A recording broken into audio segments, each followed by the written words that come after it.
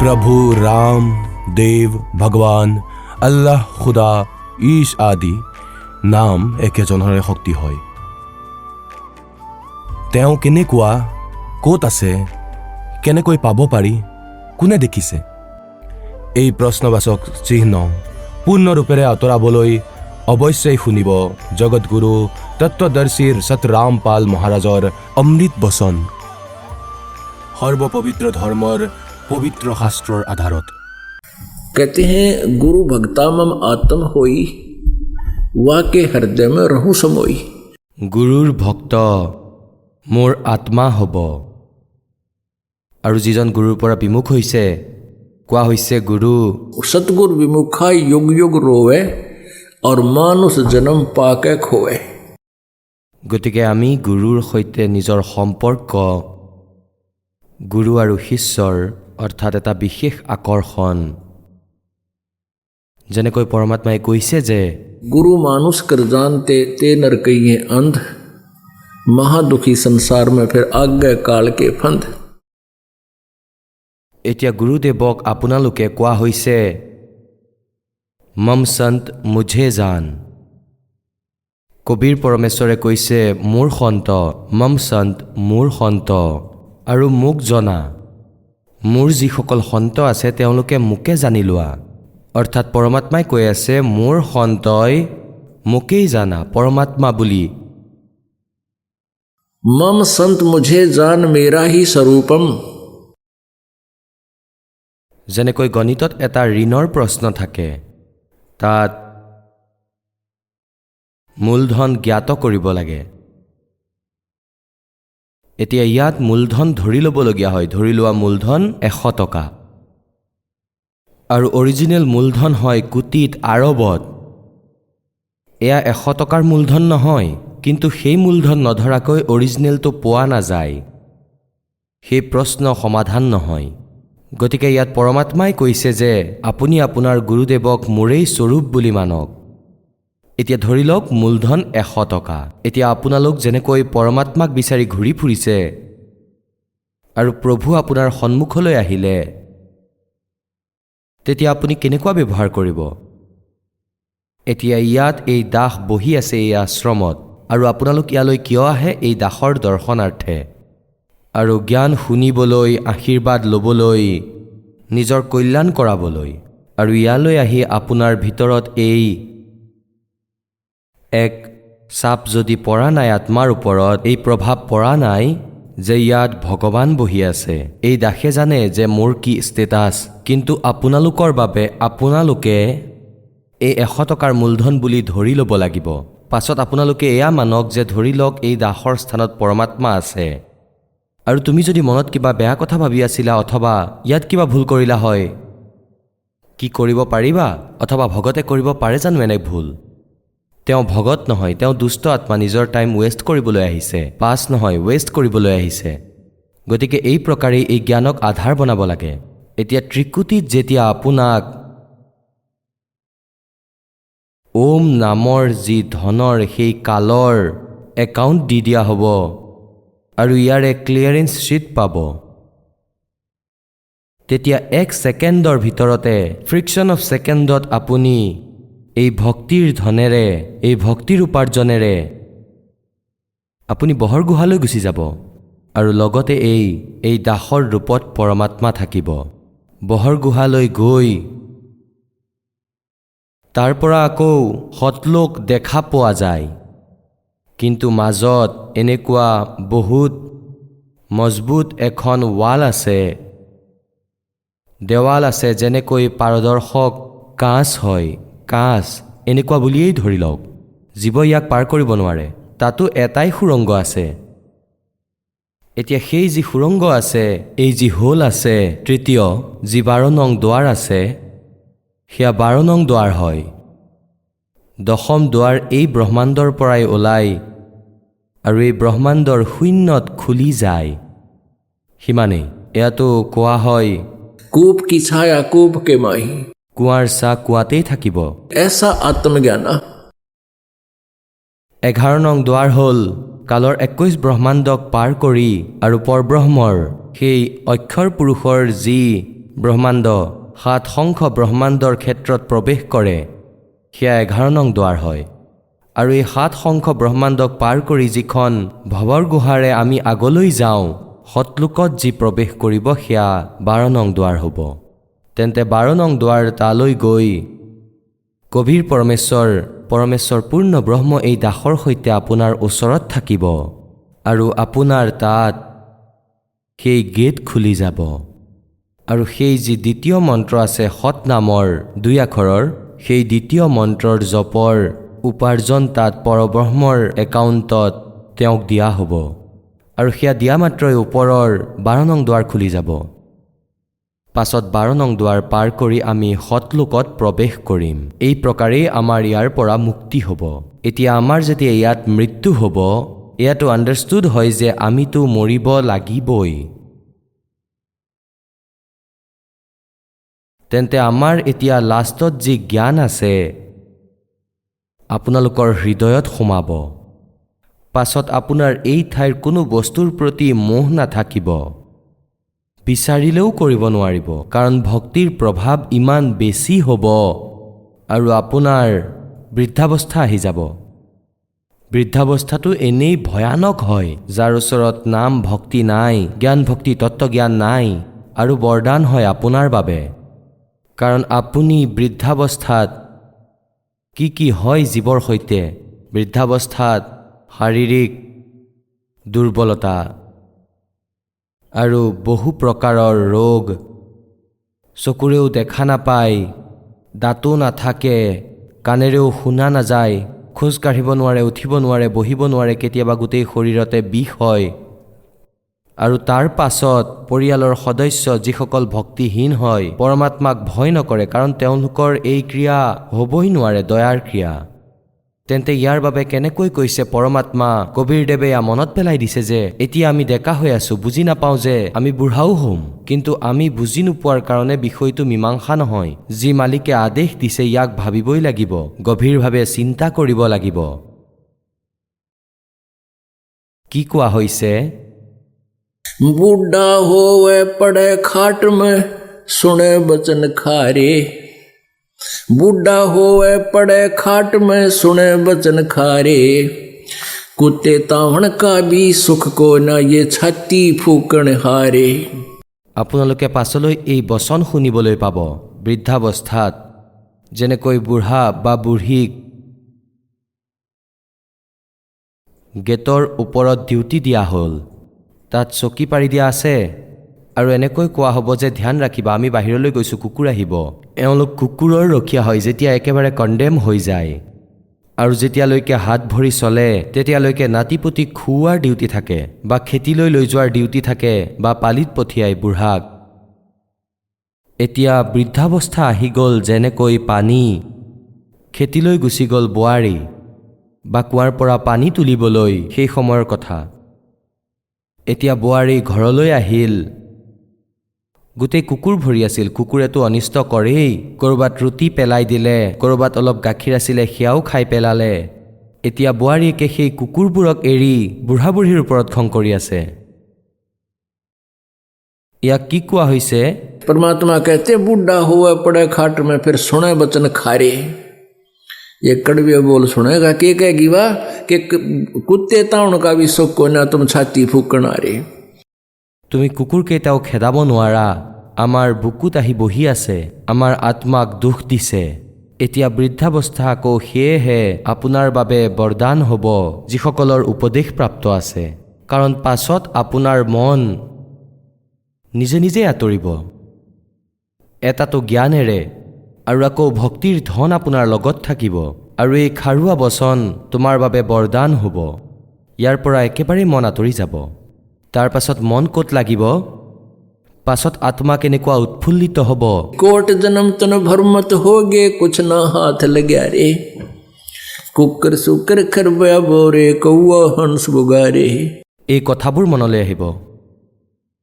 মানি লোৱা আকৌ জন্ম হৈ গ'ল, এতিয়া এই প্ৰচিজিয়ৰ আকৌ আৰম্ভ। বিয়া নহ'লেও চিন্তা, হৈ গ'লে আকৌ সন্তানৰ চিন্তা, সন্তান নহ'লেও চিন্তা, আৰু হৈ গ'লে এটা মৰিব এটা বাচিব, এতিয়া চাওক, আমাৰ টেণ্ডেঞ্চি এনেকুৱা হৈ আছে ইয়াত যে দুটা ল'ৰাটো লাগেই। কিয়? মুখেৰে খুলি নক'লেও কিন্তু মনে এয়াই ভাবে যে এজন মৰি গ'লে এজন বাচি থাকিব। আমি জানো যে মৰিবও পাৰে। আৰু এজন ভগতে কৈছিল যে আমাৰ এজন আত্মীয়ৰ তেওঁৰ 4জন ল'ৰা আছিল আৰু এজনী ছোৱালী। সকলোৰে বিয়া হ'ল আৰু 6 মাহৰ ভিতৰতে 5জনৰ মৃত্যু হ'ল। গতিকে পুণ্যাত্মাসকল, এই জ্ঞান যি হয় ই আপোনাৰ ভয় উৎপন্ন কৰিব। আৰু এই ভয়, যিয়ে ইয়াক ভয় বুলি মানি লৈছে, তেন্তে তেওঁ নাও পাৰ কৰি ল'ব। যেনেকৈ কোনো চোৰে চুৰ কৰিবলৈ যায় আৰু তেওঁক মনত পেলাই দিয়া হয় যে ভাই চুৰি কৰিব নাপায়, মহাপাপৰ কাৰণে। প্ৰথমটো আধ্যাত্মিক জ্ঞানেৰে আৰু দ্বিতীয়তে তোমাক পুলিচে ধৰিব, তোমাৰ ছাল ছিঙি দিব, ক'লা মুখ কৰিব, তাৰ পাছত তোমাক জেলত ভৰাই দিব, তাতো পৰিশ্ৰম কৰাব। এতিয়া কোনোবাই এই সত্যক যদি এনেকৈ ভাবে যে নাই এনেই ভয় খুৱাই আছে, ভয় দেখাবলৈ কৈ আছে, ইয়াত ভয়ো আছে আৰু এয়া সত্যও হয়, আৰু যদি সি এই কথা স্বীকাৰ নকৰে তেন্তে তাৰ সেই কামবোৰ হ'ব যি তাক কোৱা হৈ আছে। ধৰাও পৰিব আৰু সি মাৰো খাব, পাব্লিকেও ছাল ছিঙিব, পাছত পুলিচকো দিব আৰু পিছত জেললৈ যাব। এনেকুৱাই ভগৱানে যি আমাক কৈ আছে যে এনেকৈ কৰিলে এনেকুৱা হ'ব, তেন্তে ভয় উৎপন্ন হ'ব। আৰু যিয়ে ভয় খাব তেওঁ চুৰি নকৰিব। অৰ্থাৎ আমি ইয়াত আবদ্ধ হৈ নাথাকিম, ভগৱানৰ ভক্তি কৰাত এলাহ নকৰিব। আৰু এইদৰে ভগৱানক পাব, এনেই পোৱা নাযায়। তেন্তে ভগৱানক পোৱা, আমি সকলোৱে কওঁ ভগৱান প্ৰাপ্তিৰ বাবে প্ৰয়াস কৰোঁ, আৰু আকৌ পৰমাত্মাকেই নিৰাকাৰ বুলিও কওঁ। কওক, এওঁলোকৰ কোনো সিদ্ধান্ত আছে? আমাৰ বুদ্ধিও প্ৰথমে এনেকুৱাই আছিল, কাৰণ কালৰ দ্বাৰা এই অজ্ঞানতা ভৰাই ৰাখিছিল। আমি বিষ্ণুদেৱৰ উপাসক দাস, হনুমানদেৱৰ উপাসক, শংকৰৰ বিশেষ পূজা, আদৰণীয় দৃষ্টিৰে পূজা, আৰু তথাপিও কেতিয়াবা কোনো চৰ্চা চলিছিল যে ভাই ধ্যান কৰা নে মেডিটেশ্যন কৰিব লাগে। তেতিয়া আকৌ এজনে আনজনক সুধিছিলে যে মেডিটেশ্যনত কি দেখা যায়, ভগৱান কেনেকুৱা, ভগৱানচোন নিৰাকাৰ, তেওঁ ক'তনো দেখা যায়? আৰু ভগৱানৰ মূৰ্তি লৈ আছে বিষ্ণুদেৱৰ আৰু পূজা কৰে তেখেতৰ, আৰু কৈ আছে যে তেওঁ নিৰাকাৰ। বিষ্ণুদেৱক ফাইনেল গড মানি আছোঁ আমি, কমপ্লিট গড, আৰু তেওঁৰ মূৰ্তি বনাই পূজা কৰি আছোঁ, আৰু আকৌ কৈছোঁ যে ভগৱান নিৰাকাৰ। গতিকে এনেকুৱা থিয়ৰী, এনেকুৱা সিদ্ধান্ত, এইবোৰক লোকবেদ বুলি কোৱা হয়, লোকবেদ। গতিকে পৰমাত্মাই আমাক কি কৈছে? मन तू चल रे सुख के सागर, जहां शब्द सिंधु रत्नागर। সুখৰ সাগৰ, ৱাহ। সাগৰ মানে সমুদ্ৰ, আৰু সমুদ্ৰৰ অৰ্থ হ'ল য'ত পানীয়েই পানী আছে, আন বস্তু নাই, আন বস্তু ভিজিবল নহয়। সমুদ্ৰ ইমান দীঘল বিশাল হয়, আৰু ইয়াৰ ভিতৰত পানীয়েই পানী, যেনেকৈ 200 কিলোমিটাৰ জাহাজ গৈ থাকে সমুদ্ৰী, আৰু তাত দেখে পানীৰ অতিৰিক্ত একোৱেই নাই। এনেকুৱাই সুখ, সেই সুখ সাগৰত, সৎলোকৰ ভিতৰত কেৱল সুখেই সুখ, আন একো নাই। তেন্তে তাতেই এওঁক নিৰাকাৰ বুলি কয়, কাৰণ এওঁলোকৰ লগত লোকবেদ আছে। অনুভৱহীন হয়, এওঁলোকৰ পৰমাত্মাৰ সাক্ষাৎকাৰ হোৱা নাই, আৰু যি কাৰণে এওঁলোকে পৰমাত্মাক বিচাৰিও আছে আৰু স্বয়ং সন্ত হৈ আনৰ মাৰ্গদৰ্শনো কৰি আছে, ভগৱানক পোৱাৰ বিধিও কৈ আছে। সচ্খণ্ড সৎলোকৰ মহিমা গোৱা এই পন্থ, এই ৰাধাস্বামী পন্থ, ধন ধন সৎগুৰু শিৰসা আৰু জগমালসকল, এওঁলোক একেটা কুঁৱাৰেই পানী, এটা কুঁৱাৰ। কাৰণ ৰাধা স্বামী পন্থৰ যি প্ৰৱৰ্তক হয় সেই শিৱদয়াল দেৱ, শ্ৰী শিৱদয়াল দেৱ আগ্ৰাৰ আছিলে। তেওঁৰ শিষ্য শ্ৰী জয়মল সিং দেৱ, যিজনে ব্যাসত আশ্ৰম বনাইছিলে, ৰাধা স্বামী ব্যাস, তেওঁৰ উত্তৰাধিকাৰী শিষ্য শ্ৰী সাৱন সিং দেৱ, শ্ৰী সাৱন সিং দেৱৰ শিষ্য শ্ৰী খেমামল ওৰফে বেলুচিস্তানী শ্বাহ মস্তানা, যিজনে সচ্চা সদা শিৰসাৰ আশ্ৰমৰ স্থাপনা কৰিছিলে। এই প্ৰকাৰেই যিয়ে সৎলোকৰ মহিমা গায়, এওঁলোকে একোৱেই নাজানে। যেনেকৈ জয় গুৰুদেৱ নামৰ এটা পন্থ আছে আৰু সেই পন্থৰ গুৰুদেৱ আছিল ঘূৰেলাল আৰু সেই ঘূৰেলাল আছিল আগ্ৰাৰ ৰাধাস্বামী পন্থৰ সম্বন্ধিত এওঁৰ শিষ্য এনেকুৱা এজন ঠাকুৰদেৱ আছিলে তেওঁৰ মৃত্যু হৈ গ'ল আৰু তেওঁ দিল্লীৰ পৰা ৰাধাস্বামী পন্থৰ পৰা তেওঁ বেলেগ হৈছে গতিকে এওঁলোকৰ লগত না কোনো ভক্তি না কোনো যথাৰ্থ মন্ত্ৰ এওঁলোকে 5টা নাম দিয়ে ওমকাৰ ৰৰংকাৰ জ্যোত নিৰঞ্জন সোহম আৰু সতনাম এওঁলোকে সতনামক জপ বুলি কয় সতনাম সতনাম সতনাম সতনাম এনেকৈ কৰক আৰু ওমকাৰ ওমকাৰ ওমকাৰ ওমকাৰ ৰৰংকাৰ জ্যোত নিৰঞ্জন সোহম সতনাম এনেকৈ এয়া সদায় জপ কৰিব লাগে ইয়াৰে এওঁলোকে মুক্তি হয় বুলি কয় আৰু আকৌ মেডিটেশ্যন ধ্যান কৰা এতিয়া পৰমাত্মাই কৈছে झूठा ज्ञान और ध्यान कहाँ लाओ झूठा ज्ञान ध्यान कहाँ लाओ ये बात वेदा चतुराई এয়া বাদ বিবাদ কৰি আছা তুমি চতুৰতা দেখাই আছা তোমাৰ মুক্তিৰ মাৰ্গ এই জ্ঞান ঠিক নহয় এতিয়া কি কোৱা হৈছে मन तू चल रे सुके सागर शब्द सिंधु रत्नागर ৰতন আগাৰ ৰত্নাগৰ আগাৰ মানে খনি ডিপো ৰত্নৰ মুক্তিৰূপী ৰত্ন সুখৰূপী ৰত্নৰ তাত খনি আছে সতলোক সেয়া সুখ সাগৰ হয় আৰু যদি তালৈ গৈ নাপায় তেন্তে তুমি ইয়াত কিমান বাৰ জন্ম লৈছা আৰু কোন কোন পোষ্ট আপুনি পদবী প্ৰাপ্ত কৰিছে कोटि जन्म तन भरमत होगे कुछ ना हाथ लगा रे कुकर सुकर खरबया बोरे कौवा हंस बुगारे कोटि जन्म तू राजा की न्या मिटी न मन की आशा भिक्षुक होके दर दर घूम लिया मिला न निर्गुण रासा इंद्र कुबेर ईश की पदवी ब्रह्मा वरुण धर्मराया विष्णुनाथ के पुर को जाकर तू फिर भी उल्टा आया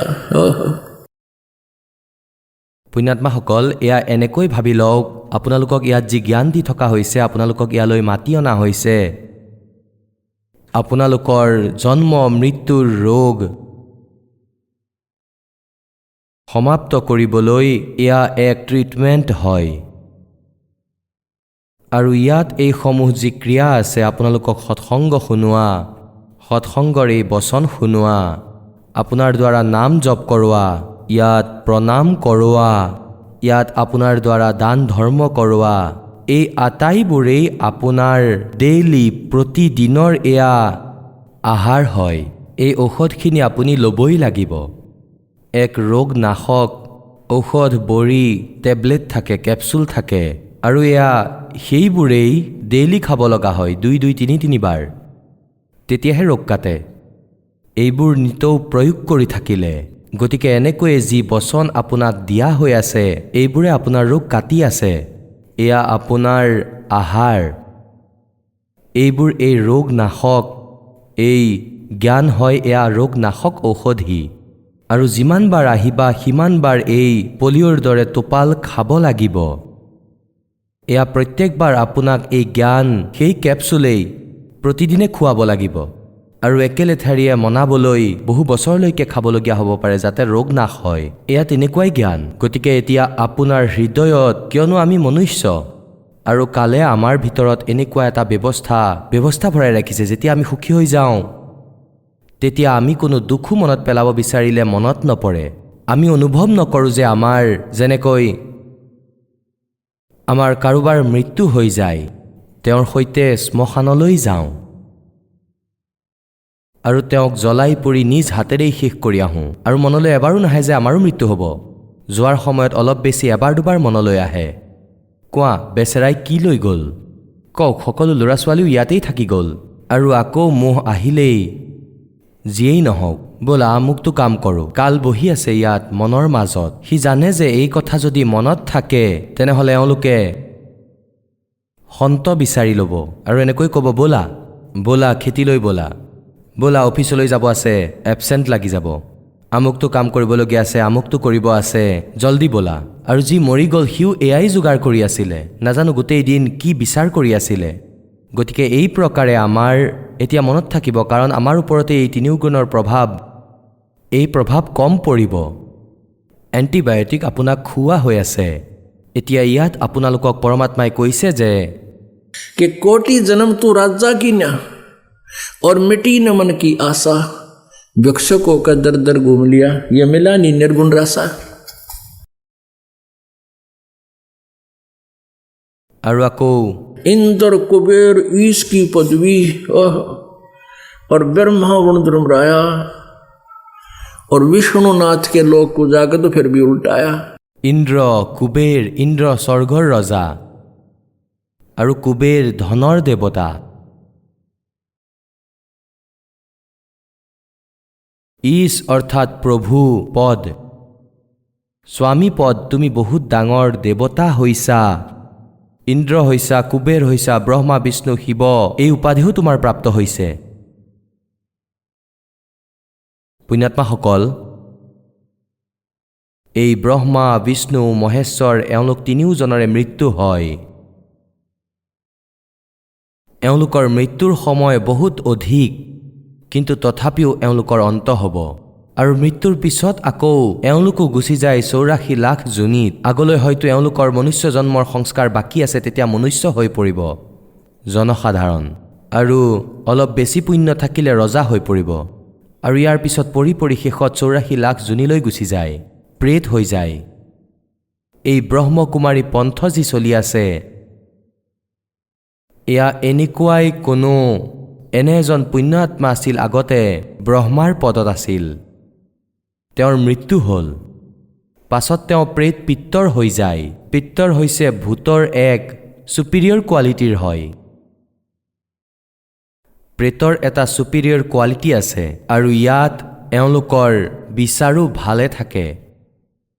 আৰু এই পিত্তৰ যিজন হয়, এওঁলোকে বিশেষ কাকোকেই দুখ নিদিয়ে। এওঁ সেই ব্যক্তিত প্ৰৱেশ থাকে পৰিয়ালৰ সদস্যত, কিন্তু বাকী বিশেষ এই ভূত যি হয়, এই যি দুষ্ট আত্মা, এয়া সেই প্ৰকাৰৰ প্ৰাণী যিয়ে ইয়াতো দুখী কৰে আৰু আগলৈও কৰিব। আৰু ওচৰ চুবুৰীয়াকো আৰু পিছত মৰি যায়, ভূত হৈ যায়। তেতিয়া সিহঁত কাৰোবাৰ মাজত প্ৰৱেশ কৰি তেওঁলোকৰ অশান্তি দিয়াৰ অভ্যাস, জিতি কৰাৰ। তেন্তে এয়াতো বেলেগ টাইপৰ। গতিকে পিত্তৰ হৈ এয়া ভূতেই হয়। এতিয়া এওঁ কাৰোবাৰ ভিতৰত প্ৰৱেশ কৰে, আৰু ক'ৰবাত কিবা চৰ্চা এই প্ৰভুৰ যদি কোনোবাই কৰি থাকে, তেতিয়া ইহঁতৰ এক বিশেষ প্ৰেৰণা হয়। এওঁলোকে অনুভৱ কৰে যে আমাৰ সৈতে বহুত বেয়া হৈ গ'ল। তেন্তে এনেকুৱাই এইজন শ্ৰী লেখৰাম দেৱ আছিলে। সৰাফ অৰ্থাৎ সোণাৰী আছিল মুম্বাইত, আৰু তেখেতৰ ঘৰত সৎসংগ হৈছিলে। তেতিয়া এদিন সেই সোণাৰীৰ ভিতৰত অৰ্থাৎ লেখৰাজৰ ভিতৰত কোনো ব্ৰহ্মাৰ পদত আগতে থকা পিত্তৰ প্ৰেত তেওঁৰ ভিতৰত প্ৰৱেশ কৰিলে। আৰু এদিন তেওঁৰ ঘৰত সৎসংগ হৈছিলে, এজন সন্ত আহিছিলে। তেতিয়া তেওঁৰ এনেকুৱা হ'ল, চকু ৰঙা হৈ গ'ল আৰু অচেতন হৈ পৰি গ'ল। আৰু পাছত যেতিয়া তেওঁ এনেকৈ ক'ব ধৰিলে, অহম ব্ৰহ্মাস্মি, অহম ব্ৰহ্মাস্মি। আকৌ কৈছে, কিছুদিনৰ পিছত ক'বলৈ ধৰিলে, অহম শিৱহম, শিৱহম, শিৱহম। সেই ভূতে ক'লে, যেনেকৈ কোনোবাই কয় ভূত আহিছে, কাৰোবাৰ কোনো ভক্তৰ ভিতৰত প্ৰৱেশ কৰিছে, আৰু যদি এনেকৈ কয় মই ভৈৰৱ, মই ভৈৰৱ, আৰু বটল খাম। আৰু কোনো ভূতনীয়ে কয় কাৰোবাত প্ৰৱেশ কৰি কয় যে মই মাতা হয়, মই মাতা, এনেকুৱা কৰি দিম, তোমাৰ অৱস্থা বেয়া কৰি দিম। তেওঁ হ'ল ভূতনী আৰু কৈছে মাতা। গতিকে যিয়ে সেই ব্ৰহ্মা বুলি কৈ আছিলে নিজক, সাধাৰণ ভূতে ব্ৰহ্মা ক'ব নোৱাৰে। মাতাৰ লেভেলবোৰেতো বহুত কিবা কৈ দিয়ে। গতিকে তেওঁ কেতিয়াবা ব্ৰহ্মাৰ পদত থকা আত্মা আছিলে, যি সেই লেখৰাজৰ ভিতৰত প্ৰৱেশ কৰিছিলে। আৰু পিত্তৰজনী যি হয়, ভূতজনী যি হয়, ইয়াত আয়ুস বহুত হয়, বহুত বেছি, 1000 বছৰৰ আয়ুস হয়। গতিকে সেই ব্ৰহ্মাৰ পদত থকা ব্যক্তি, তাতে তাৰ পালা লাগি গ'ল। আমৰ দৰে চুহি খাই পেলাই দিলে সেই কালে। যি ভাল উপাৰ্জন আছিলে সেয়া শেষ কৰি দিলে, এতিয়া ভূত বনাই পঠাই দিলে। এতিয়া তাৰ সেই একেই অহংকাৰ, যেনেকৈ কোনো গাঁওবুঢ়াৰ পদৰ পৰা নামি গৈছে, আৰু তথাপিও তেওঁ গাঁওবুঢ়া বুলি ক'লে বহুত আনন্দিত হয়। আৰু অতি আনন্দিত হৈ কয় যে ভাই ঠিক আছে। আৰু হ'লেও তেওঁ নিজেই নিজক গাঁওবুঢ়াৰ দৰে ভাবি বেছি আনন্দিত হয়। যেতিয়া কোনোৱে সোধে কোন হয়, আমুক আছিলে, আমুক গাঁওবুঢ়া, হয় আমুক গাঁওবুঢ়া, নিজেও ক'ব হয় গাঁওবুঢ়া, এক্স গাঁওবুঢ়া হোৱা স্বত্তেও তেওঁ এনেকৈয়ে কয়। তেন্তে এনেকুৱাই সেই যি পদত থকা ব্যক্তিৰ মাজত আজিও সেই অহংকাৰ আছে, অহম ব্ৰহ্মাস্মি। আকৌ কেতিয়াবা কয় অহম শিৱাহম, মই শিৱ। গতিকে এনেকৈয়ে কথাবোৰ বেয়া হৈ যায়। তেন্তে ব্ৰহ্মা বিষ্ণু মহেশ্বৰো মৃত্যু হয়। এতিয়া আপোনালোকক দেখাই আছোঁ, প্ৰথমতেতো এই কনচেপ্ট ক্লিয়াৰ কৰিব লাগিব, নহ'লে কোনোৱে কৈ দিব, ভক্তক ক'ব যে মিছা কৈছে ৰামপালে, ব্ৰহ্মা বিষ্ণু মহেশটো অজৰমৰ হয়, এওঁ বিভ্ৰান্ত কৰি আছে, লোকবেদ শুনাই মিছা সন্তই। গতিকে ইয়াৰ বাবে আমি চাকি দেখাব লাগিব। এজন অন্ধ আছিলে, ৰাতিৰ সময়ত ক'ৰবাত ৰাস্তাৰে গৈ আছিলে, হাতত জ্বলি থকা চাকিটো লৈ আছিলে, লালটেন। গাঁৱত এটা দুটা লালটেন এতিয়াও পোৱা যাব, বাকী এতিয়া লালটেনৰ ঠাইত টৰ্চ আহিল। টৰ্চ বুলিয়ে ধৰি লোৱা। তেওঁ লালটেন লৈ গৈ আছিলে, খেলা ধূলা কৰি আগফালৰ পৰা ল'ৰা ছোৱালী আহি আছিলে, আৰু সেই বুঢ়াজন যি অন্ধ আছিলে তেওঁ ক'লে, সাৱধান ল'ৰা ছোৱালীহঁত, মই দেখা নাপাওঁ, ভালকৈ আহিবা, মই অন্ধ, লাহে লাহে যোৱা, মই অন্ধ। সেই ল'ৰা ছোৱালীবোৰ থিয় হৈ গ'ল সেই বুঢ়াজন অন্ধজনৰ চাৰিওফালে আৰু ক'লে, বাবা আপুনি চকুৰে নেদেখে? নাই মই নেদেখোঁ বোপাই, মই অন্ধ। তেনেহ'লে লালটেনটো জ্বলাই লগত লৈ কিয় ফুৰিছে? সেই অন্ধজনে ক'লে, তোমালোক চকু থকা কেইজনৰ বাবে, যাতে মোক তোমালোকে খুন্দা নামাৰা। তোমালোকৰ কাৰণে লৈ আছোঁ, চকু থকাসকলৰ কাৰণে, মোক প্ৰয়োজন নাই ইয়াৰ। তেন্তে এই প্ৰকাৰেই এই যিবোৰ সদগ্ৰন্থ আছে, এইবোৰ দাসৰ বাবে লালটেন, মোৰ প্ৰয়োজন নাছিল, কাৰণ মোক কবিৰ পৰমেশ্বৰদেৱে সেই মূল্যৱান জ্ঞান দিছে, যাৰ সমৰ্থনসমূহ বেদ, গীতা, পুৰাণ, কোৰাণ সকলোৱে কৰিছে, বাইবেলেও কৰিছে। গতিকে এই জ্ঞান আমাৰ প্ৰথমৰ পৰাই, এই সদগ্ৰন্থৰ ৰহস্য জনাৰ আগৰ পৰাই আছিলে। গতিকে আপোনালোক যিখন গ্ৰন্থত আধাৰিত, সেই গ্ৰন্থৰ মাধ্যমেৰে সেই লালটেন দেখুৱাই আপোনালোকক এই সৎ মাৰ্গলৈ অনা এই দাসৰ উদ্দেশ্য। এতিয়া চাব, শ্ৰীমদ দেৱী ভাগৱত যিয়ে প্ৰমাণিত কৰিব, এই শাস্ত্ৰই প্ৰমাণিত কৰিব যে ব্ৰহ্মা বিষ্ণু মহেশ্বৰ তেওঁলোকৰ জন্ম মৃত্যু হয়, এওঁলোক নাশৱান, অবিনাশী নহয়, অজৰ অমৰ নহয়। গীতা প্ৰেছ গোৰখপুৰ। ইয়াৰ সম্পাদক কোন হয়? অনুবাদকৰ্তা হনুমান প্ৰসাদ পোদ্দাৰ, চিমন লাল গোস্বামী। আৰু এয়া ক'ৰ পৰা প্ৰকাশিত হৈছে? প্ৰকাশক এবং মুদ্ৰক হ'ল গীতা প্ৰেছ গোৰখপুৰ, গোবিন্দ ভৱন কাৰ্যালয়, কলকাতাৰ সংস্থান। ফোন নম্বৰ ইমান 123 পৃষ্ঠাত, তৃতীয় স্কন্ধত 123 পৃষ্ঠাত।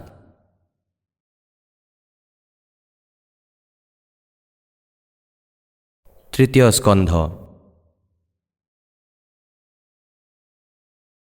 এতিয়া ভগৱান বিষ্ণুৱে কৈ আছে, দুৰ্গা দেৱীৰ স্তুতি কৰি আছে, তুমি শুদ্ধ স্বৰূপা, এই সমগ্ৰ সংসাৰ তোমাৰ পৰাই উদ্ভাসিত হৈ আছে। মই অৰ্থাৎ বিষ্ণু, মই ব্ৰহ্মা আৰু শংকৰ, আমি সকলো তোমাৰ কৃপাতেই বিদ্যমান। আমাৰ আবিৰ্ভাৱ মানে জন্ম আৰু তিৰুভাৱ মানে মৃত্যু হয়। আমাৰ জন্ম আৰু মৃত্যু হয়, কেৱল তুমিয়েই নিত্য। বিষ্ণুদেৱে কৈ আছে, আপুনি অবিনাশী, জগত জননী হয় প্ৰকৃতি অৰ্থাৎ দুৰ্গা। দুৰ্গাক প্ৰকৃতি বুলিও কোৱা হয়, সেইটো মনত ৰাখিব, কিয়নো গীতাৰ ভিতৰত দাসে সিদ্ধ কৰিব, ব্ৰহ্মা বিষ্ণু মহেশ্বৰৰ জন্ম দুৰ্গা আৰু কালৰ পৰা হৈছিলে। তাত প্ৰকৃতি শব্দ আছে 14 নং অধ্যায়ৰ 3, 4, 5 নং শ্লোকত। প্ৰকৃতি বুলি দুৰ্গাক কোৱা হয়। আৰু সনাতনী দেৱী, ভগৱান শংকৰে ক'লে, দেৱী যদি মহাভাগ বিষ্ণু তোমাৰ পৰাই প্ৰকট হৈছে, তেন্তে তেওঁৰ পিছত উৎপন্ন হোৱা ব্ৰহ্মাও তোমাৰেই সন্তান হ'ল। তেনেহ'লে মই তমোগুণী লীলা কৰোতা শংকৰ কি তোমাৰ সন্তান নহলো? অৰ্থাৎ মোকো উৎপন্ন কৰোতা তুমিয়েই হয়। শিৱে সম্পূৰ্ণ সংসাৰ সৃষ্টি কৰাত তুমি অতি চতুৰ। এই সংসাৰৰ সৃষ্টি, স্থিতি আৰু সংহাৰত তোমাৰ গুণ সদায় সমৰ্থৱান হয়। এই তিনি গুণৰ পৰাই উৎপন্ন আমি ব্ৰহ্মা বিষ্ণু এবং শংকৰ নিয়ম অনুসাৰ কাৰ্যত তৎপৰ থাকোঁ। এতিয়া পুণ্যাত্মাসকল ইয়াৰে 4টা কনচেপ্ট ক্লিয়াৰ হৈ গ'ল।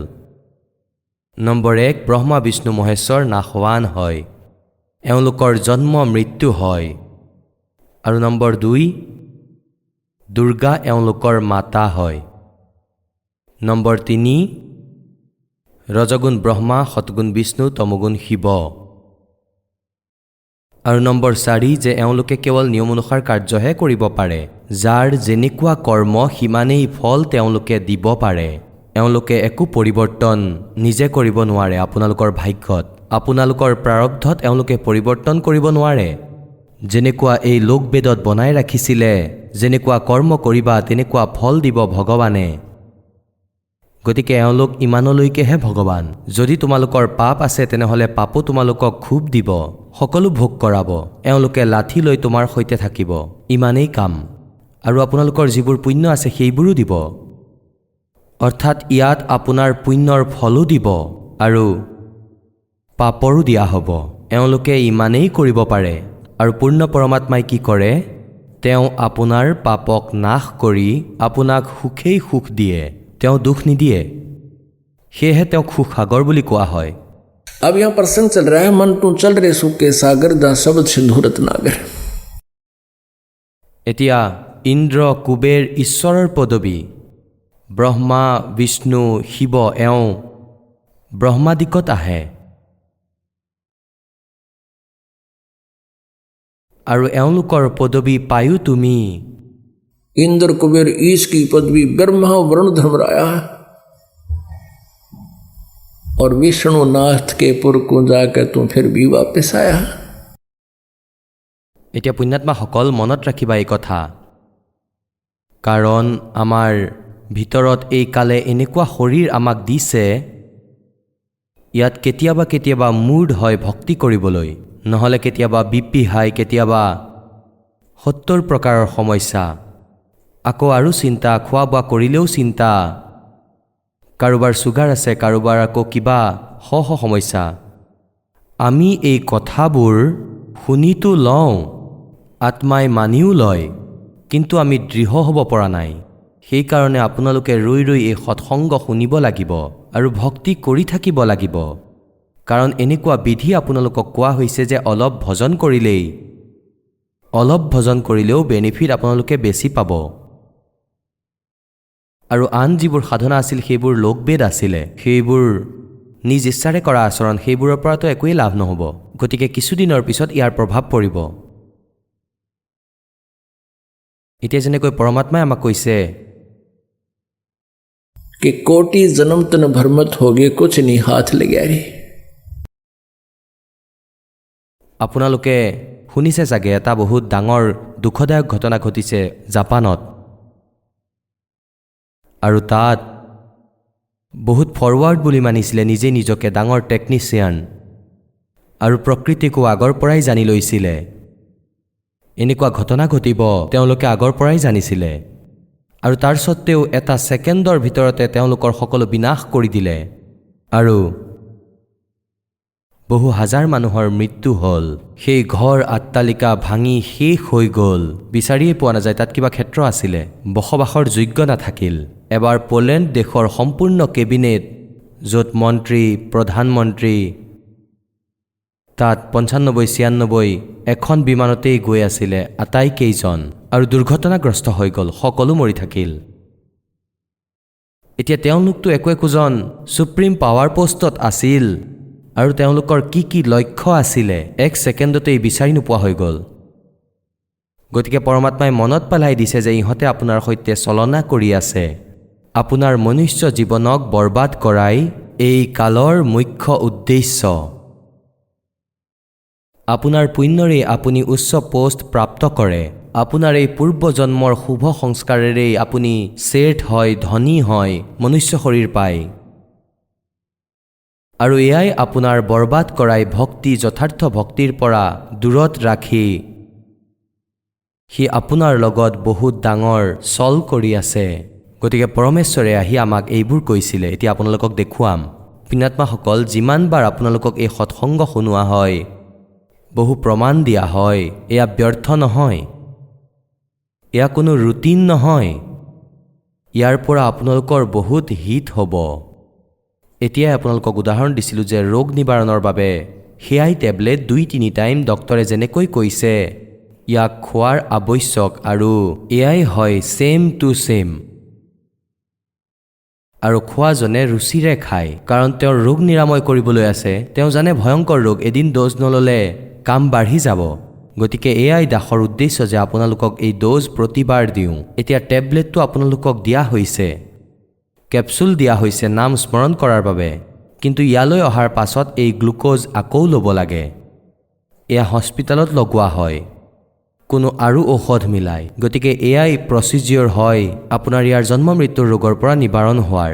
এতিয়া আপোনালোকক দেখুৱাই আছোঁ। कोट जन्म तन भरमा तो आगे कुछ नहीं हाथ लगा रे, और कुकर सुकर खरबा बोरे कौआ हंस बुगारे। পুণ্যাত্মাসকল, যেনেকৈ আগতে এবাৰ অন্ধ্ৰপ্ৰদেশৰ এজন মুখ্যমন্ত্ৰী হেলিকপ্টাৰেৰে গৈ আছিলে আৰু তেওঁৰ এই হেলিকপ্টাৰ দুৰ্ঘটনাগ্ৰস্ত হৈ গ'ল। তৃতীয় দিনা তেওঁৰ পাইছিলে, তেওঁ পৰি আছিলে। তেন্তে পৰমাত্মাই আমাক মনত পেলাই দিয়ে আগতেই, আৰু এই ঘটনা ঘটি আছে আমাৰ হৃদয়ত, আমাৰ অন্তৰখনক ই জোকাৰি দিব লাগে। আৰু এয়াই স্থিতি আমাৰো। এজন মুখ্যমন্ত্ৰীৰ কিমান আশা আকাংক্ষা থাকিব, ভৱিষ্যতৰ বাবে কি ভাবি ৰাখিছিলে, আৰু 1 ছেকেণ্ডতে পৰমাত্মাই কৈছে, कबीर कहाँ गर्भियो काल गह करकेश। ये काल গেহে কৰকেশ, অৰ্থাৎ হাতেৰে তোমাৰ চুলিত ধৰিব যেতিয়া তোমাক ইয়াৰ পৰা টানি লৈ যোৱা হ'ব। और न जाने का मारेगा भाई के घर के परदेश। कबीर कहाँ गर्भियो यो काल गह करकेश, और न जाने का मारसी के घर के परदेश। ঘৰত থাকাই বা বিদেশত তাতেই শেষ কৰি দিব যেতিয়া তোমাৰ আপোনাৰ শ্বাস শেষ হৈ যাব। और फिर बताते हैं कोट जन्म तन भरमा तो आगे कुछ नहीं हाथ लगा रे। তেওঁ কি লৈ গ'ল সেই প্ৰধানমন্ত্ৰীয়ে, আৰু কি লৈ গ'ল সেই মুখ্যমন্ত্ৰীয়ে? কিবা শুভ অশুভ কৰাখিনিয়েই তেওঁৰ সৈতে যায়, আৰু শুভৰ কথা তেওঁলোকে নাজানে, কাৰণ শাস্ত্ৰ প্ৰমাণিত জ্ঞান তেওঁলোকৰ লগত নাই। অশুভটো ইয়াত একো নকৰাকৈয়ে হৈ যায়, এনেকুৱাই স্থানীয়। এই কালৰ সকলো ব্যৱস্থা এনেকুৱা হয়, ভাল কামটো কৰিলেহে হ'ব, ইয়াৰ বিধি বিধান থাকে, ইয়াৰ বাবে বহুত প্ৰয়াস কৰিব লাগে। যেনেকৈ এজন খেতিয়কৰ মাটি আছে, আৰু তাত যদি কোনো বীজ নোপোতে, খেতি নকৰে, চোৱা চিতা নকৰে, তেন্তে ঘাঁহ বনটো নিজে নিজেই তাত গজিবই, বিনা কোনো কেয়াৰত। তাত কেতিয়াবা বৰষুণ পৰিলে আৰু এনেকৈ ভৰি পৰিব গোটেই খেতি, আৰু তাতে ভাল কৰ্প, ভাল ফচল, ঘেঁহু তৈয়াৰ কৰিবলৈ, ঘেঁহু বীজ প্ৰাপ্ত কৰিবলৈ বহু বেছি কষ্ট কৰিবলগীয়া হয় কৃষকে। প্ৰথমে 3-4 বাৰটো মাটি চহোৱা হয় খেতি, তাৰ পাছত ভাল বীজ সিঁচিব লাগে, তাতো টকা লাগে, খেতি চহাবলৈ তাতো টকা লাগে, আকৌ তাত পিছত সাৰ দিবলগীয়া হয়, আকৌ তাত ঔষধ দিয়া হয়, ইয়াক পাছত আকৌ চপাওঁতেও কষ্ট হয়, কিমান পৰিশ্ৰম কৰিব লগা হয়, কিমান টকা লাগে, তেতিয়াহে গৈ 2টা দানা পোৱা যায়, আৰু সেই ঘাঁহ নিজে নিজেই হৈ গ'ল। এনেকুৱাই আপোনালোকে ভক্তি নকৰিলে আপোনাৰ ভিতৰততো পাপ নিজে নিজেই ভৰি যাব, এনেকৈ একো নকৰাকৈয়ে হ'ব। কাৰণ पृथ्वी ऊपर पग जो धारे, करोड़ जीव एक दिन में मारे। 70 ब्राह्मण की है हत्या, जो चौका तुम देवो नित्या। ओए होए, ब्राह्मण संस हत्या जो होई, जल स्नान करत हो सोई। আগতে জোৰ বনাই গা ধুইছিলে পুখুৰীত, আৰু তীৰ্থটো এই পুখুৰীয়েই থাকে, য'ত জীৱ জন্তু বহুত থাকে সৰু সৰু। সেই পানীত যদি আপোনাৰ লগত এই সৎ মন্ত্ৰ নাই, যি পাপ নাশক হয়, আৰু আপুনি আন পূজাও কৰে, কিবা ধৰ্ম পুণ্যও কৰে, তেন্তে আপোনাৰ পাপ পৃথককৈ লিখা হয়, পুণ্য পৃথক। গতিকে শাস্ত্ৰবিধি ত্যাগ কৰি যি নিজৰ মতে আচৰণ সাধনা যি কৰি আছা, এইবোৰৰ কোনো ইউজ নাই। গীতাৰ অধ্যায় নম্বৰ 16 শ্লোক নম্বৰ 23 কোৱা হৈছে। আৰু এই সৎ সাধনা আপোনাৰ লগত যদি নাই, তেন্তে আপুনি ডেইলি যি ঘূৰা ফুৰাও কৰে, কিবা কামবশতঃ অহা যোৱা কৰে, আপোনাৰ ভৰিৰ তলত যিমান জীৱ জন্তু মৰে, ইয়াকো বেড একাউণ্টতেই লিখা হয়। ইফালে আকৌ আপুনি যিবোৰ পুণ্য কৰে, যেনেকৈ খাদ্য খাই আছে, খাদ্য খোৱাৰ সময়ত আপোনাৰ ৰুটিৰ কোনো টুকুৰা তলত পৰি গ'ল আৰু সেয়া পৰুৱাই খাই আছে, ইয়াৰ পৰাও আপুনি পুণ্য পাই আছে। আৰু আপোনালোকে যেনেকৈ কোনোৱে কেতিয়াবা কুকুৰক ৰুটি দি দিয়ে, কোনোৱে চৰাইক দানা দি দিয়ে, পক্ষীক, অথবা কোনো ধৰ্ম পুণ্য এনেই কৰি দিয়ে।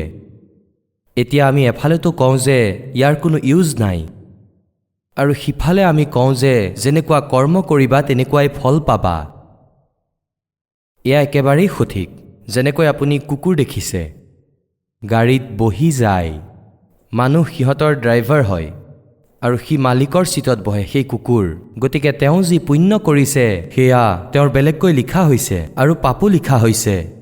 পাপৰ আধাৰতেই কুকুৰ হৈছে, আৰু যি পুণ্য আছিলে তাৰ পুণ্যৰ আধাৰত তাক এনেকুৱা ঠাইত ফিট কৰি দিলে এই কাল ভগৱানে, যে সি এনেকুৱা ধনী ব্যক্তিৰ ঘৰলৈ গুচি গ'ল যে তাৰ কাৰণে পৃথককৈ ৰুম বনাই ৰাখিছে, য'ত কুলাৰ লগোৱা আছে, আৰু ভেটেনেৰী চাৰ্জনে তাৰ বিশেষকৈ চোৱা চিতা কৰে, আৰু ভাল আহাৰ খাবলৈ দিয়া হয়, আৰু মানুহ তাৰ ড্ৰাইভাৰ হয়, আৰু সি মালিকৰ চিটত বহি আৰু এনেকৈ চাই চাই যায় বাহিৰলৈ, সকলো আনন্দ লৈ।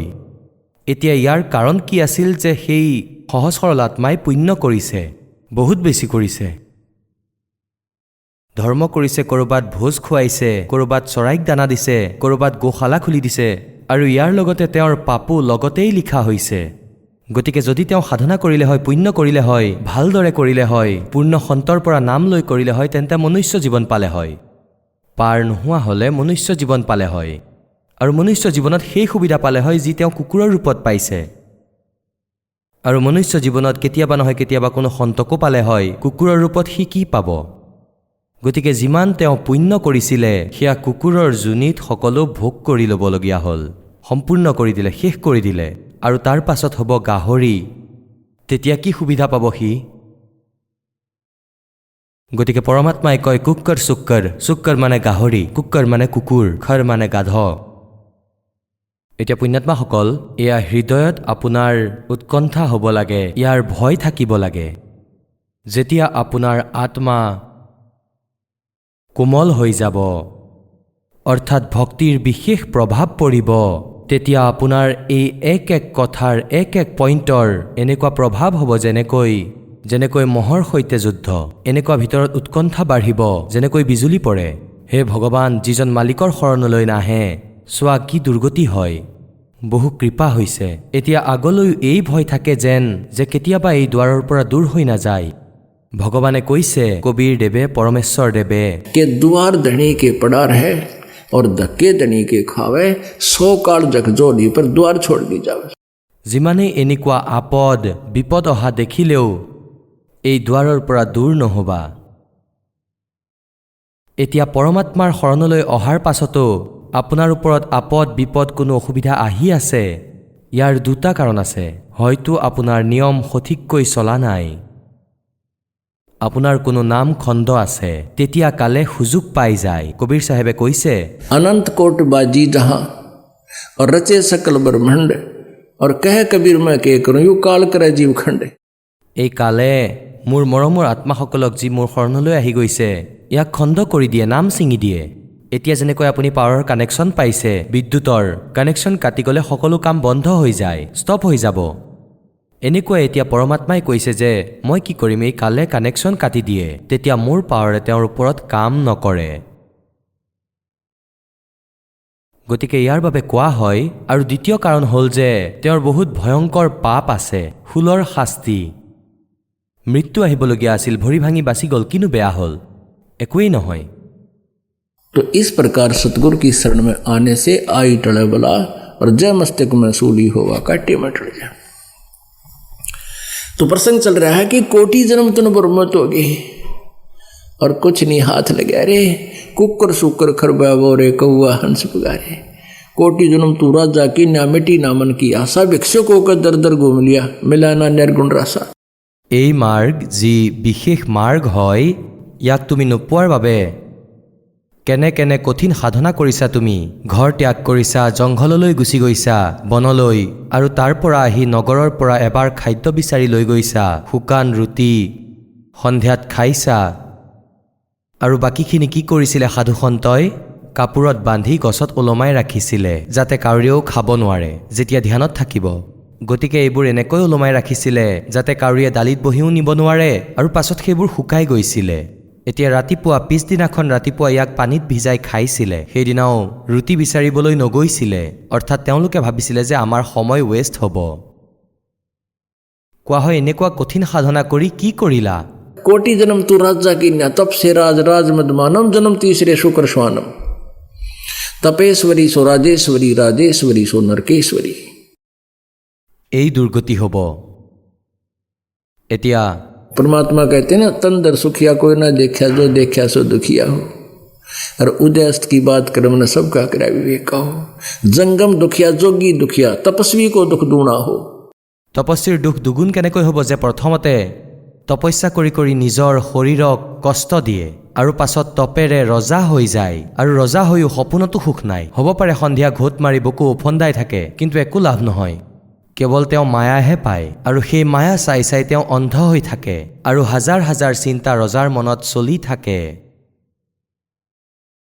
তপেৰে ৰাজত অভিমান অভিমান জীৱৰ শত্ৰু অহা জনমত আকৌ নৰকৰ বাস গতিকে এনেকুৱা প্ৰমাণ এটাই প্ৰমাণ যথেষ্ট জীৱক বুজিবলৈ আৰু এয়া বিধান হয় প্ৰভুৰ এতিয়া আপোনালোকক দেখুৱাই আছো আও জৈন ধৰ্ম কো জানে এখন পুস্তক যিয়ে আমাৰ এই বক্তব্যক প্ৰমাণিত কৰিব যিখিনি আপোনালোকক এইমাত্ৰ পৰমাত্মাৰ বিধান কৈছো আৰু এয়া আমি লিখা নহয় জৈনসকলেই লিখা আৰু তাতেই লিখা আছে যে এনেকুৱা এনেকুৱা ঘটনা সেই মহাবীৰ জৈন দেৱৰ জীৱৰ সৈতে ঘটিছিলে আৰু এয়া সত্য আৰু এইবোৰ পৰমাত্মাই কৈ আছে আৰু তুমি এই যিবোৰ সাধনা দাসে কৈ আছে ইয়াক এৰি আপুনি যিকোনো ধৰ্মৰে সাধনা কৰি আছে তেন্তে আপোনাৰ এই দুৰ্গতি খণ্ডিত নহয় যি আপোনালোকক দেখুৱাই আছো চাব আও জৈন ধৰ্ম কো জানে ইয়াৰ লিখক হ'ল প্ৰবীণ চন্দ্ৰ জৈন M.A. শাস্ত্ৰী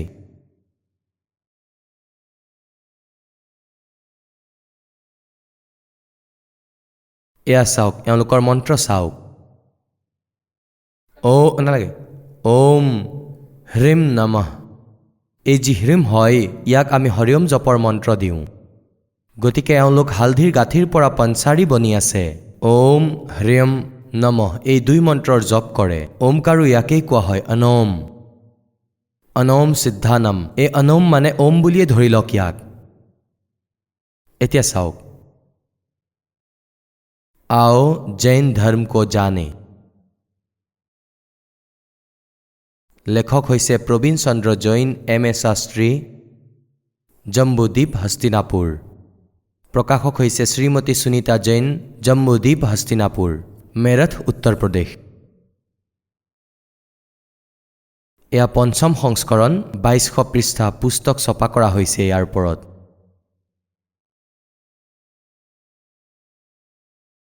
ইয়াৰ প্ৰাপ্তিস্থান হ'ল সঞ্জয় কুমাৰ বিজয় কুমাৰ জৈন কানপুৰৰ সকল জম্বুদ্বীপ হস্তিনাপুৰ মেৰঠ জৈন সাহিত্য সদন চান্দনী চৌক দিল্লী ৰাজকুমাৰ জৈন কমলাবাই আশ্ৰম মহাবীৰ জি দিগম্বৰ জৈন মন্দিৰ শান্তি বীৰনগৰ মহাবীৰ জি বিশেষ সহযোগ এয়া ক'ৰ পৰা ছপা হৈছে ধীনেন্দ্ৰ জৈন মুদ্ৰক হ'ল Dhinendra Jain new rich of offset printers Meerut আৰু ইয়াত অকণমান মিছপ্ৰিণ্ট হৈ আছে এতিয়া ইয়াৰ লৈ যাওঁ আপোনালোকক 193 পৃষ্ঠালৈ পুণ্যাত্মাসকল এয়া কেপচুল হয় যি আপোনালোকক খুওৱা হৈ আছে আপোনালোকে খাবই লাগিব এয়া হৈছে 293 পৃষ্ঠাত বিশেষ প্ৰকৰণ এওঁলোকে দিছে আৰু 33 নং 3334 নং প্ৰশ্ন শ্ৰী মহাবীৰ ভগৱানৰ আন কি কি নাম আছে? আন 5 নাম আছে। বীৰ, অতিবীৰ, সন্মতি, মহাবীৰ এবং বৰ্ধমান। এতিয়া 294লৈ আহোঁ। आओ जैन धर्म को जाने। শ্ৰী মহাবীৰ ভগৱানৰ জীৱন কথন ক'ৰ পৰা আৰম্ভ হৈছে? উত্তৰত দিছে পুৰুৱা নামৰ ভিলৰ পৰ্যায়ৰ পৰা, অৰ্থাৎ জীৱনৰ পৰা। পুৰুৱা ভিল কোন আছিল আৰু তেওঁ কি কৰিছিলে? উত্তৰ পুষ্কলাৱতী দেশৰ পুণ্ডৰীকিনী নগৰীত তেওঁ ভিলৰ ৰজা আছিলে। তেখেতে সাগৰ সেন মুনিৰাজৰ পৰা মদ মাংস মধুৰ ত্যাগৰ ব্ৰত লৈছিলে, যাক জীৱন পৰ্যন্ত পালন কৰিছিলে। শ্ৰী মহাবীৰ ভগৱানৰ জীৱ পুৰুৱা ভিলৰ পৰ্যায়ৰ পৰা কলৈ গ'ল? অৰ্থাৎ তেওঁৰ দেহ এৰি প্ৰথমে স্বধৰ্ম স্বৰ্গত 1 সাগৰৰ আয়ুষৰ দেৱতা হ'ল। প্ৰথম স্বৰ্গৰ পিছত শ্ৰী মহাবীৰ ভগৱানৰ জীৱ কি পৰ্যায়লৈ গ'ল? ভৰত চক্ৰৱৰ্তীৰ ৰাণী অনন্তমতীৰ পৰা মাৰিচী নামৰ জ্যেষ্ঠ পুত্ৰ হ'ল। এতিয়া এই ভৰত যিজন হয় এওঁ ঋষভদেৱৰ পুত্ৰ, আৰু এই ভৰতৰ পুত্ৰ মাৰিচী। এই মাৰিচীয়ে ঋষভদেৱৰ পৰা শৰণ লৈছিলে, যিজনে প্ৰথমতে তীৰ্থংকৰ হয়। জৈন ধৰ্মৰ প্ৰৱৰ্তক শ্ৰী ঋষভদেৱৰ নাতি আছিলে। নাতি, পুতেকৰ পুতেক নাতি, আৰু তেওঁৰ চিধা শিষ্যও আছিলে। গতিকে সেই প্ৰথম তীৰ্থংকাৰৰ পৰা উপদেশ লৈ এই মাৰিচীৰ সৈতে কি হ'ল? এই মাৰিচী আগলৈ গৈ মহাবীৰ জৈন হ'ল। মাৰিচীৰ পৰ্যায়ৰ পৰা মহাবীৰ ভগৱানৰ জীৱ কোন পৰ্যায়লৈ গ'ল? ব্ৰহ্মস্বৰ্গত দেৱতা হ'ল, ব্ৰহ্মলোকত দেৱতা হ'ল। ব্ৰহ্মস্বৰ্গৰ পাছত আকৌ মহাবীৰ ভগৱানৰ জীৱ কোন পৰ্যায়লৈ গ'ল? অযোধ্যা নগৰীত কপিল ব্ৰাহ্মণৰ কালী স্ত্ৰীৰ পৰা জটিল নামৰ পুত্ৰ হ'ল। আকৌ জটিল পৰ্যায়ৰ পৰা মহাবীৰ ভগৱানৰ জীৱ কোন পৰ্যায়লৈ গ'ল? স্বধৰ্ম স্বৰ্গত 1 সাগৰ আয়ুষৰ দেৱতা হ'ল। পাছত কলৈ গ'ল? এই ভৰত ক্ষেত্ৰৰে চুটিকা নামৰ গাঁৱত অগ্নিভূত ব্ৰাহ্মণৰ গৌতম স্ত্ৰী আছিলে, অগ্নিসেন নামৰ পুত্ৰ হ'ল। আকৌ কলৈ গ'ল? স্বৰ্গলৈ গ'ল। আকৌ স্বৰ্গৰ পৰা কলৈ গ'ল? ভৰত ক্ষেত্ৰৰ মন্দিৰ নামৰ গাঁৱৰ গৌতম ব্ৰাহ্মণৰ কৌশিকী নামৰ পত্নীৰ পৰা অগ্নিমিত্ৰ নামৰ পুত্ৰ হ'ল। পাছত মহেন্দ্ৰ স্বৰ্গলৈ গ'ল। ঠিকে আছে, এতিয়া আকৌ 295লৈ আহি যাওঁ। মন্দিৰ নগৰত মহেন্দ্ৰ স্বৰ্গৰ পৰা কলৈ গ'ল? মহেন্দ্ৰ স্বৰ্গৰ পৰা মহাবীৰ ভগৱানৰ জীৱ কলৈ গ'ল? এয়া 295। মন্দিৰ নগৰত শালকাই ব্ৰাহ্মণৰ পত্নীৰ পৰা ভৰদ্বাজ নামৰ পুত্ৰ হ'ল। ভৰদ্বাজৰ পৰা আকৌ কোন পৰ্যায়লৈ গ'ল? মহেন্দ্ৰ স্বৰ্গত আকৌ দেৱতা হ'ল। মহেন্দ্ৰ স্বৰ্গৰ পৰা মহাবীৰ ভগৱানৰ জীৱ আকৌ কলৈ গ'ল? ইত্তৰ নগোদত 1 সাগৰৰ আয়ুষৰ নগোদীয়া জীৱ হ'ল। আৰু নিগোদৰ পৰা ওলাই শ্ৰী মহাবীৰ ভগৱানৰ জীৱ কলৈ গ'ল? এতিয়া চাব, কলিজা জোকাৰি যাব পুণ্যাত্মাসকল। তেতিয়াহে আমি ভগৱানৰ জ্ঞানৰ ওপৰত দৃঢ় হ'ম। এনেধৰণৰ দুখ আমি বহুবাৰ ভোগ কৰিলোঁ। কি ঠিক 1000 অগ বৃক্ষৰ ভৱ আৰু 80,000 চিপৰ ভৱ জীৱন, আৰু 20,000 নিম বৃক্ষৰ ভৱ, 90,000 বাৰ কেলি বৃক্ষৰ ভৱ কলৰ, আৰু 3,000 বাৰ চন্দন বৃক্ষৰ ভৱ, আৰু 5 কোটি বাৰ কনেৰ বৃক্ষৰ ভৱ, 60,000 বাৰ বৈশ্যৰ ভৱ, আৰু 5 কোটি বাৰ চিকাৰীৰ শৰীৰৰ ভৱ জীৱন। চিকাৰীৰ তাত গোটেই জীৱন শেষ কৰি দিয়ে চিকাৰী হয়, কালেতো এনেকুৱাই কৰায়। আৰু 20 কোটি বাৰ হাতীৰ শৰীৰৰ ভৱ জীৱন, আৰু 60 কোটি বাৰ গাধৰ ভৱ। কি আচৰিত কথা! 60 কোটি বাৰ গাধটো এবাৰ হ'লেই বহুত। আৰু 30 কোটি বাৰ কুকুৰৰ জীৱন, 30 কোটি, আৰু 60 কোটি বাৰ নপুংসকৰ ভৱ হিজৰা, আৰু 20 কোটি বাৰ স্ত্ৰীৰ ভৱ, আৰু 90 লাখ বাৰ ধুবিৰ ভৱ, 8 কোটি বাৰ ঘোঁৰা, 20 কোটি বাৰ মেকুৰী, আৰু 60 লাখ বাৰ গৰ্ভপাতত মৃত্যু। মাকৰ পেটতেই মৰি গ'ল। অকাল মৃত্যু, অকালতে মৰি গ'ল। আৰু ৮০ লাখ বাৰ দেৱ পৰ্যায় প্ৰাপ্ত কৰিছে। কেৱল ৮০ লাখ বাৰ দেৱতা হৈছে। আৰু ইয়াতো আপুনি দেখিছেই যে কি হ'ল। ৬০ কোটি বাৰ গাধ, ৩০ কোটি বাৰ কুকুৰ।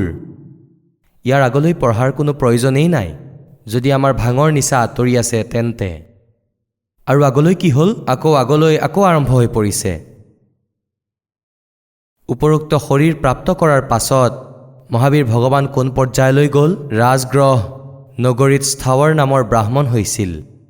এতিয়া বেছি নপঢ়োঁ।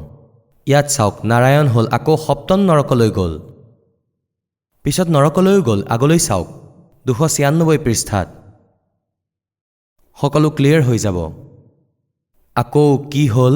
আকৌ সিংহগিৰি পৰ্বতত পুনৰ সিংহ হ'ল, সিংহগিৰি পৰ্বতত সিংহ হ'ল, পাছত আকৌ নৰকলৈ গ'ল। এতিয়া আৰু বেছি নপঢ়ি আমি আমাৰ কামৰ বস্তুলৈ আহোঁ। চাওক, সহস্ৰাৰ স্বৰ্গত দেৱতা হৈছিল। সহস্ৰাৰ স্বৰ্গৰ পৰা আকৌ মহাবীৰ ভগৱানৰ জীৱ কোন পৰ্যায়লৈ গ'ল? জম্মু দ্বীপৰ ছত্ৰপুৰ নগৰীৰ নন্দীবৰ্ধন ৰজাৰ বীৰমতী ৰাণীৰ পৰা নন্দ নামৰ পুত্ৰ হ'ল। নন্দৰ জীৱ আগলৈ কোন পৰ্যায়লৈ গ'ল? পুষ্পোত্তৰ বিমানত দেৱতা হ'ল। তনন্তৰ তাৰ পাছত ২৪ নং তীৰ্থংকৰ শ্ৰী মহাবীৰ ভগৱান হ'ল। আৰু পাছত শ্ৰী মহাবীৰ ভগৱানৰ জীৱই কিমান পাখণ্ডমত চলাইছিল? ৩৬৩ পাখণ্ডমত চলাইছিল। এতিয়া বৰ্তমানৰ জৈনসকলে এই মহাবীৰ জৈনৰ দ্বাৰা চলোৱা এই পাখণ্ড মতৰ আধাৰতেই সাধনা কৰি আছে। এতিয়া পুণ্যাত্মাসকল বিচাৰ কৰি চোৱা, এই দাস কাৰোৰে শত্ৰু নহয়, মিত্ৰ হয়, হিতৈষী হয়। যে আমি বুজি পোৱা নাই যিবোৰ সৎগ্ৰন্থক, এই দাসৰ ওপৰত পৰমেশ্বৰ কবীৰদেৱ গুৰুদেৱ মোৰ গুৰুদেৱৰ অসীম কৃপা হৈছে, যাৰ মতিয়াবিন্দৰ অপাৰেশ্যন হৈ গৈছে আৰু আগলৈ অপাৰেশ্যন কৰাৰ এটা টেকনিক দি দিছে মোক। এতিয়া যেনেকৈ মাৰিচি নামৰ যিজন ঋষভদেৱৰ নাতি আছিলে, পুত্ৰৰ পুত্ৰ, তেওঁ ডাইৰেক্ট নাম লৈছিলে প্ৰথম তীৰ্থংকৰ ঋষভদেৱৰ পৰা। আৰু ঋষভদেৱে সেই সময়ত কেৱল ওম নামেৰে ভক্তি ষ্টাৰ্ট কৰিছিলে, কাৰণ কোনো ওম নামৰ বাহিৰে আন মন্ত্ৰ জনাই নাছিলে। আৰু ওম নামৰ লগে লগে হঠযোগো কৰিছিলে। যি লোকবেদ আছে কালৰ দ্বাৰা জাপি দিয়া, এয়া নিজৰ এক পৃথককৈ আবদ্ধ কৰি ৰখাৰ এটা মেথড। কিয়নো ব্ৰহ্মাদেৱ যেতিয়া কমলৰ পুষ্পত বহি আছিলে, তেতিয়া তেওঁ এনেকৈ কৈছিলে যে তপ কৰা, আকাশবাণী হৈছিলে। তাৰ পাছত যেতিয়া ব্ৰহ্মাদেৱে বেদ পাইছিলে, তেতিয়া কেৱল তাত এক ওম নাম আছিলে। যজুৰ্বেদ অধ্যায় নম্বৰ 40 মন্ত্ৰ নম্বৰ 15। ओम कर्तु समर किलबे समर कर्तुम समर। এতিয়া ওম নামটো এওঁলোকে লৈ ল'লে, এয়া ব্ৰহ্মৰ। ওমটো লৈ লৈছে বেদৰ পৰা, আৰু আকাশবাণীক মানি ল'লে ভগৱানৰ বেলেগকৈ জ্ঞান। এয়া আছিল কালৰ আকাশবাণী। ভগৱানে যেতিয়া বেদ জ্ঞান দি দিলে, তাৰ পাছত আকাশবাণীৰ কি দৰকাৰ? বেদ দিলে, কাৰণ বেদ পৰমাত্মা কবীৰদেৱে দিছিলে। কাল ব্ৰহ্মৰ অন্তঃকৰণত ফিট কৰি দিলে, পাছত এওঁৰ পৰা উলিয়াই দিলে, বাহিৰলৈ আহি গ'ল, আৰু সেয়া ব্ৰহ্মাই প্ৰাপ্ত কৰিলে। এতিয়া প্ৰথমতে তেওঁ প্ৰাপ্ত কৰাৰ আগতে এয়া আৰু এখন জাপি দিলে ইয়াৰ ওপৰতে। ব্ৰহ্মাই ভাবিলে এয়া আকাশবাণী ভগৱানৰ, তপ কৰা। এতিয়া তপেৰে বেটেৰী চাৰ্জ হ'ল, সিদ্ধি হ'ল, তেতিয়া ক'লে সৃষ্টি কৰা নিজৰ কাম সিদ্ধি কৰিবলৈ। গতিকে এনেকৈ ঋষভদেৱে 1000 বৰ্ষলৈকে এনেকুৱা হঠযোগ তপ কৰিলে, ওম নামৰ জপ কৰিলে। যেতিয়া 1000 বৰ্ষলৈকে তপস্যা কৰিলে, তাৰ পাছত তেওঁ নিজেই গুৰু হৈ ঋষভদেৱে নাম দিয়া আৰম্ভ কৰিলে। প্ৰথমতে দীক্ষা দিলে, অৰ্থাৎ জ্যেষ্ঠ শিষ্য নিজৰ নাতিনীক বনালে, মাৰিচিক। আৰু মাৰিচিৰ জীৱই সেই আধাৰতেই সাধনা কৰি কৰি জীৱনত কি দুখ পাইছিলে? ৮০ লাখ বাৰ দেৱতাও হৈছিলে, ৬০ কোটি বাৰ গাধ, ৩০ কোটি বাৰ কুকুৰ, মেকুৰী, নাজানো কিমান দুখ হ'ল। আকৌ জন্মিছিল, আকৌ স্বৰ্গ, আকৌ মনুষ্য। এয়াতো সেই জীৱৰ অৱস্থা যিয়ে বেদ অনুসৰি সাধনা কৰি আছিল। আৰু সেই পৰম শক্তি অৰ্থাৎ তেওঁলোকৰ প্ৰৱৰ্তকৰ পৰা উপদেশ লৈছিল আৰু পাছলৈ মহাবীৰ জৈন সেই জীৱই আগলৈ গৈ মহাবীৰ জৈন হৈছিল আৰু মহাবীৰ জৈনৰ কোনো গুৰু নাই তেওঁ নিজ ইচ্ছামতে হঠযোগ কৰিছিলে এনেকৈ আৰু উপদেশ দিয়া আৰম্ভ কৰিছিল আৰু ৩৬৩ পাখণ্ড মত চলাইছিল এই পাখণ্ড মতৰ আধাৰত যিয়ে সাধনা কৰিব তেওঁলোকৰতো আৰু দুৰ্গতি হ'ব তেওঁলোকতো কেতিয়াও স্বৰ্গলৈও যাব নোৱাৰিব আৰু মনুষ্যও হ'ব নোৱাৰিব